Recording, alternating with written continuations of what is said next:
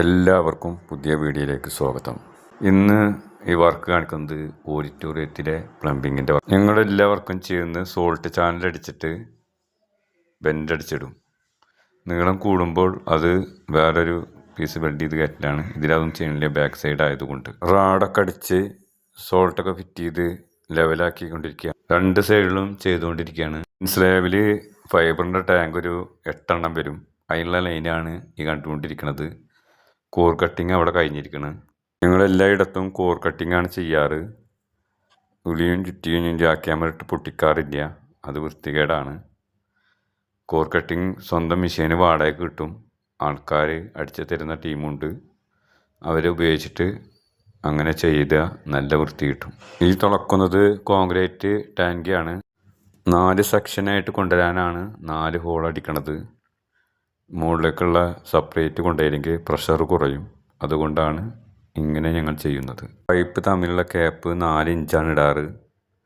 എങ്കിലേ നമുക്ക് hall water proof filling ചെയ്യാൻ പറ്റുള്ളൂ.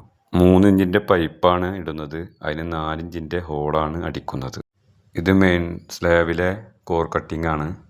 ഇവിടെ ഞങ്ങൾ പൈപ്പ് തമ്മിലുള്ള ക്യാപ്പ് ഇടുന്നത് 1.5 ഇഞ്ചാണ്, 6 സെൻറ്റി. ഇവിടുത്തെ പൈപ്പ് വാട്ടർ പ്രൂഫ് ചെയ്യാൻ സിമ്പിളാണ്.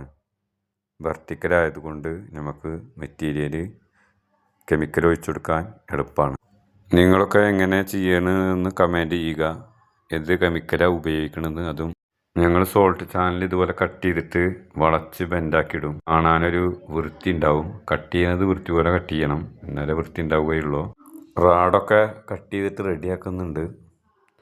അളവിനനുസരിച്ച് ഒക്കെ ചെയ്യുന്നുണ്ട്. ഇപ്പോൾ ഈ 6 ഇഞ്ചിൻ്റെ പൈപ്പ് ഇടുന്നത് മഴവെള്ളത്തിനുള്ള ലൈനാണ്. അതൊക്കെ യു ക്ലാമ്പ് എടുത്ത് കഴിഞ്ഞ് അത് ടൈറ്റ് ചെയ്തുകൊണ്ടിരിക്കുകയാണ്. ഇനി ലെവൽ നോക്കാനുണ്ട്. ആദ്യം തന്നെ ചാനലൊക്കെ അടിച്ച് ലെവലൊക്കെ ചെയ്ത് കഴിഞ്ഞിരിക്കണം.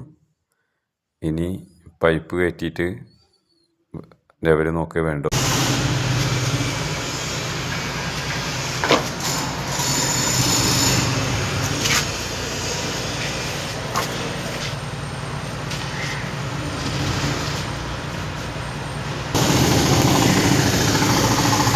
ഞങ്ങളുടെ എല്ലാ വർക്കിലും വാട്ടർ പ്രൂഫിങ് ചെയ്യിക്കാറുണ്ട്.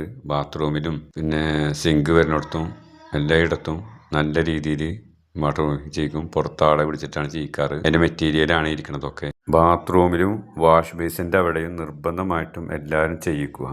ലീക്കും കിനിവും പൊള്ളക്കലും ഒഴിവാക്കാം.